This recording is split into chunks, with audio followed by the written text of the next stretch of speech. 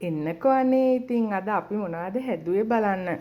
අද අපිට ආපහු පස්වෙනි හීට් වේව් එක ඇවිල්ලා තියෙන්නේ මාරම රස්නේ ඉන්න බෑ ඊයේ රෑත් නිින්ද ගියේ නෑ පොඩ්ඩක්වත්.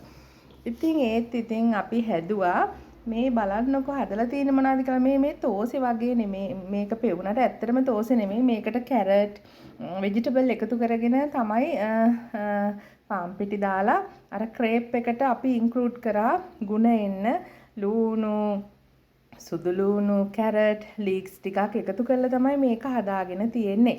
ඉතින් මම එයින් රොටි දෙකක් එකතු කරගෙන තියෙනවා. ඒත් එක්කම චිකන් හදාගත්තා මම තනිකරම ටොමැටෝ සෝස් දාලා තමයි හැදුවේ. ටොමැටෝ සෝස් එක්කම මම චයිනීස් සෝස් එකක් එකතු කරගත්තා. එච්චරයි වෙන මොකුත් එකතු කරගත්තේ නැහැ. ඒකයි ඒක මේ පාට.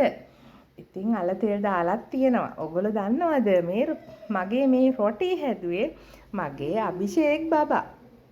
ඉතින් රස්නේ වැඩි හින්දාම ඇබ්‍රිකොට් අද බොන්න තිබ්බා. ඒත් එක්කම ඩාර්ක් චොකලට් තියෙනවා යෝගට්.